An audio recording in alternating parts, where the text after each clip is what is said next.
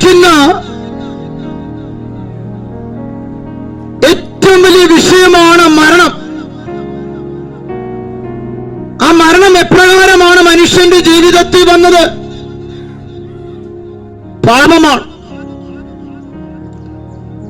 ആ പാപ സ്വഭാവത്തിന്റെ പിന്നിൽ എന്തൊക്കെയാണ് വെളിപ്പെടുന്നത്? അധർമ്മ സ്വഭാവം. എന്താണ് അധർമ്മത്തിന്റെ സ്വഭാവം? ദൈവിക ധർമ്മത്തെ, ദൈവിക സ്വഭാവത്തെ മനുഷ്യനിൽ നിന്ന് നീക്കി പാപത്തിന്റെ സ്വഭാവത്തിലേക്ക്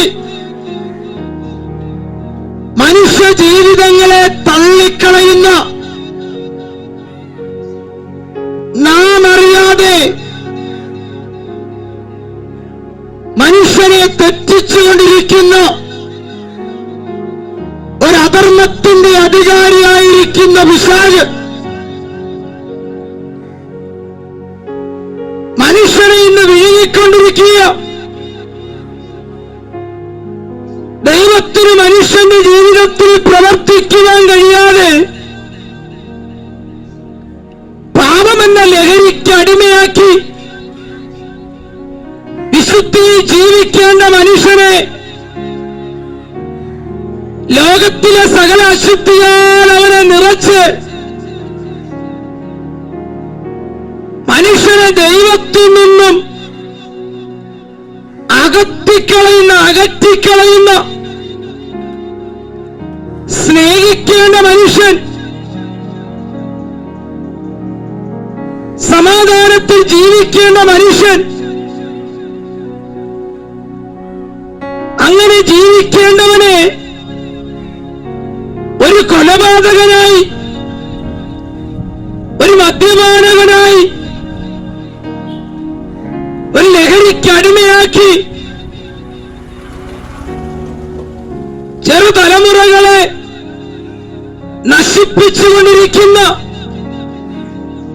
ഇരുട്ടിൽ നിന്നും ഇരുട്ടിലേക്ക് തകർത്തുകൊണ്ടിരിക്കുന്ന ലോകമെന്ന ലഹരിക്ക് അടിമയായി ഓരോ ദിവസവും മനുഷ്യനെ വീഴ്ത്തിക്കളയുന്ന അധർമ്മത്തിന്റെ മണ്ഡലം, ദൈവത്തിന്റെ ഇഷ്ടത്തെ മാറ്റിക്കളയുന്ന, ദൈവത്തിന്റെ ചിന്തകളെ മനുഷ്യനിൽ നിന്നും എടുത്തുകളയുന്ന,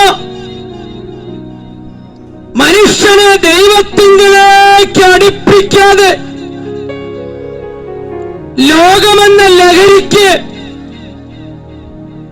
വിശ്വാസത്തിൽ ദൈവത്തെ അറിയേണ്ട മനുഷ്യൻ ദൈവത്തെ മറന്ന് ലോകത്തിൽ രസിച്ച് തന്റെ മോഹ സ്വഭാവത്തിൽ ജീവിച്ച് മരിക്കുകയോ? പ്രിയ കുഞ്ഞേ, അങ്ങനെ മരിക്കുന്ന ഒരു മനുഷ്യന് കാത്തിരിക്കുന്ന ഒരിടമാണ് നരകം. ദൈവത്തെ അനുസരിക്കുന്നവന് ദൈവത്തോട് കൂടെയുള്ള ജീവിതം, പിശാചിനെയും പാപത്തെയും സ്നേഹിച്ച് ആ അധർമ്മത്തിൽ ജീവിക്കുന്നവന് കാത്തിരിക്കുന്നത് നരകമാണ്, നിത്യശിക്ഷാവിധി. ആ നിത്യശിക്ഷാവിധിയിൽ ഒരു മനുഷ്യൻ വീണുപോകാതിരിക്കേണ്ടതിന്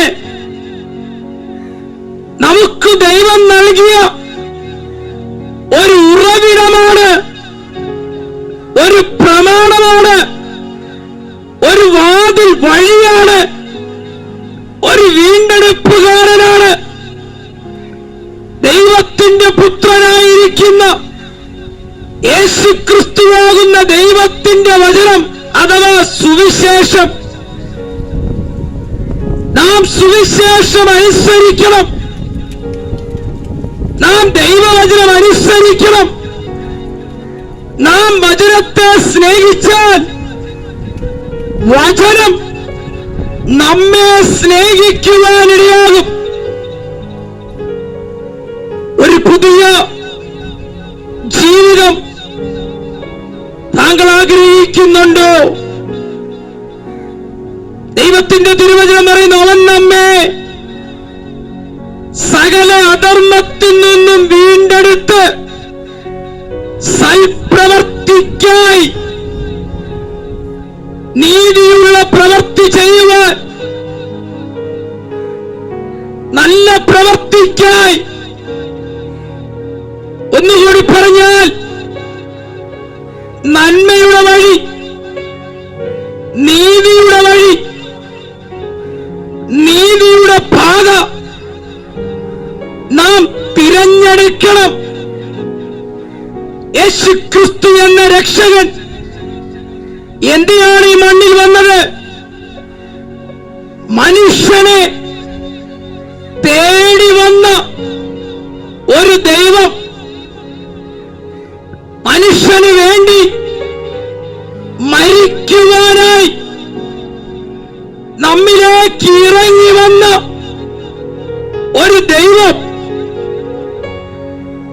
അവൻ തന്റെ മരണത്തിലൂടെ നമ്മെ സ്നേഹിച്ച ആ ദൈവപുത്രങ്കിലേക്ക് നാം അടുത്തു ചെല്ലുവാൻ കഴിയുമോ? ദൈവത്തിങ്കലേക്ക് നാം അടുത്തു ചെല്ലണം. ദൈവം ക്രിസ്തുവിൽ നൽകിയിരിക്കുന്ന ആ വീണ്ടെടുപ്പ് പ്രാപിക്കണമെങ്കിൽ വഴിയായിരിക്കുന്ന യേശുവിനെ നാം അംഗീകരിക്കണം. ജീവൻ പ്രാപിക്കണം. ഒരു മനുഷ്യൻ ക്രിസ്തുവിലായി തീർന്നാൽ അവന്റെ ജീവിതത്തിനകത്ത് പുതുജീവൻ വ്യാപരിക്കുവാനിടയാകും. ഒന്നുകൂടി ആഴമായി പറഞ്ഞാൽ, അവന്റെ ജീവിതത്തിനകത്ത് സ്വർഗീയമായ ദൈവികമാകുന്ന മഹത്വം അവന്റെ ജീവിതത്തിനകത്ത് വ്യാപരിക്കുവാനിടയാകും. മനുഷ്യനെ രൂപാന്തരമാക്കുന്ന, മനുഷ്യന്റെ ജീവിതത്തെ രൂപാന്തരമാക്കി തീർക്കുന്ന ഒരു യഥാർത്ഥ വഴി, അതാണ് യേശുക്രിസ്തുവാകുന്ന വഴി.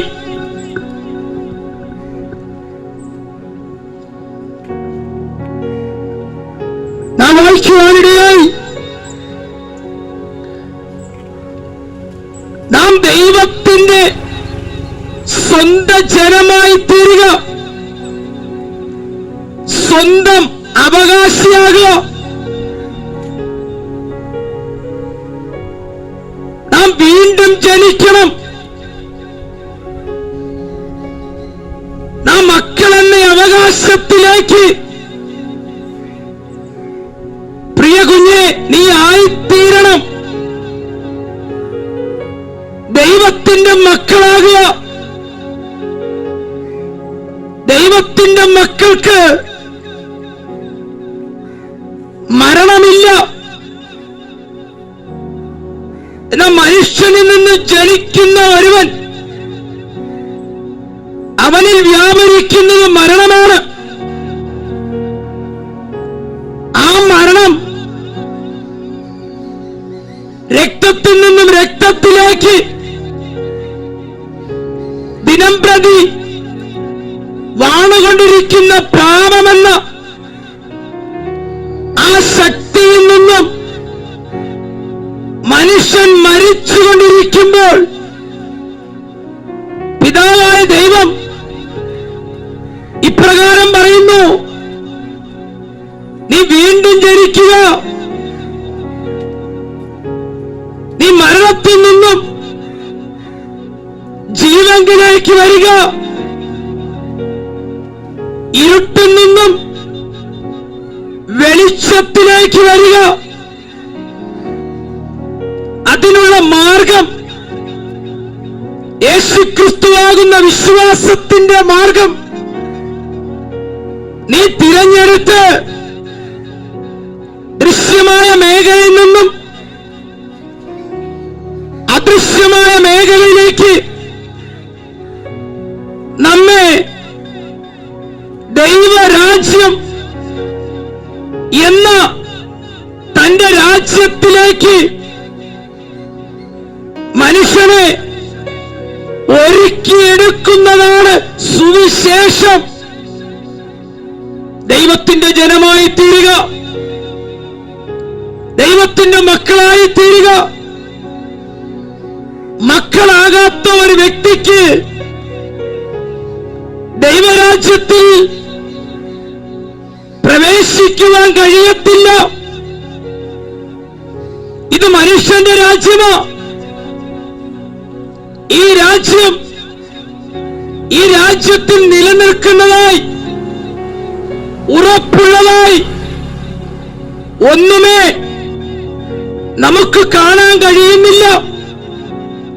നിലനിൽക്കുന്നതായി ഈ മണ്ണിൽ ഒന്നുമില്ലാതിരിക്കുമ്പോൾ ഒരിക്കലും നശിക്കാത്ത നിലനിൽക്കുന്ന ഒരു ദൈവത്തിന്റെ രാജ്യം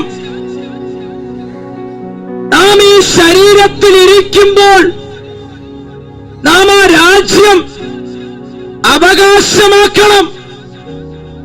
നീ അവകാശത്തിലേക്ക് ഒരു അവകാശിയായി, ദൈവത്തിന്റെ അവകാശിയായി മനുഷ്യ നീ ആയി തീർന്നില്ല എങ്കിൽ നിത്യമായ നരകത്തിൽ, നിത്യമരണത്തിൽ തള്ളപ്പെട്ടു പോകുവാനിടയാകും. യേശുക്രിസ്തുവിനെ വിശ്വസിക്കുക. ആ രാജ്യത്തിൽ പ്രവേശിക്കണമെങ്കിൽ ദൈവത്തിന്റെ വഴി യേശുക്രിസ്തു പറയുന്നു, ഞാൻ തന്നെയാണ് വഴിയും സത്യവും ജീവനും. ഞാൻ മുഖാന്തരമല്ലാതെ ആരും ദൈവരാജ്യത്തിൽ പിതാവിന്റെ അടുക്കൽ എത്തുകയില്ല. ക്രിസ്തുവിന്റെ സ്ഥാനത്ത് എന്തൊക്കെ കെട്ടിപ്പടർത്തിയാലും ഈ മണ്ണിന്റെ അപ്പുറം ഈ ശരീരം എന്ന കൂടാരം വിടുമ്പോൾ അതിന്റെ അപ്പുറത്തേക്ക് നിനക്കതിനെ കൊണ്ടുപോകുവാൻ കഴിയില്ല. യേശുക്രിസ്തു പറയുന്നു, ഞാൻ മുഖാന്തരം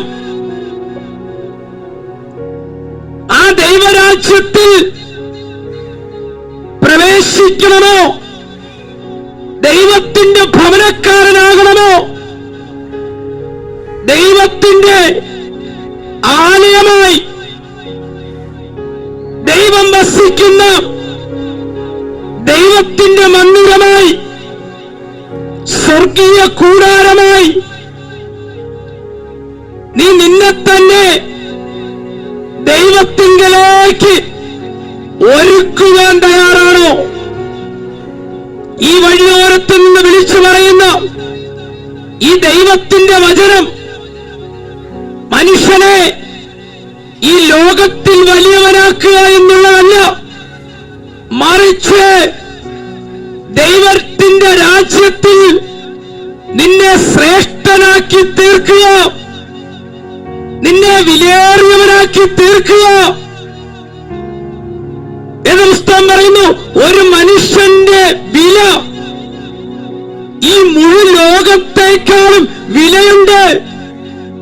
എപ്രകാരമായി തന്റെ മാറിയിരുന്ന തന്റെ പുത്രനായ യേശു ക്രിസ്തുവിന്റെ മരണത്തിലൂടെ വിലയ്ക്ക് മേടിച്ച മനുഷ്യ, ആ യഥാർത്ഥ വില നീ മനസ്സിലാക്കാതെ ഇന്നും നീ പാപത്തിൽ ജീവിക്കുന്നു എങ്കിൽ നീ മരിക്കും, നിശ്ചയം. പക്ഷെ ഈ സുവിശേഷം പറയുന്നു, ഒരുവൻ പോലും നിത്യനാശത്തിങ്കലേക്ക് പോകാതിരിക്കേണ്ടതിന് ഈ സത്യസുവിശേഷം ഈ മുഴു ലോകത്തോളം അറിയിക്കുക. ഇന്ന് പകൽ ദൈവത്തിന്റെ വചനം ഇങ്ങനെ പറയുന്നു, അവൻ നമ്മെ സകല അധർമ്മത്തിൽ നിന്നും വീണ്ടെടുത്ത് സൽപ്രവർത്തിക്കായി ദൈവത്തിന്റെ ഇഷ്ടം ചെയ്യുവാൻ നമ്മെ വിലയ്ക്ക് മേടിച്ചു.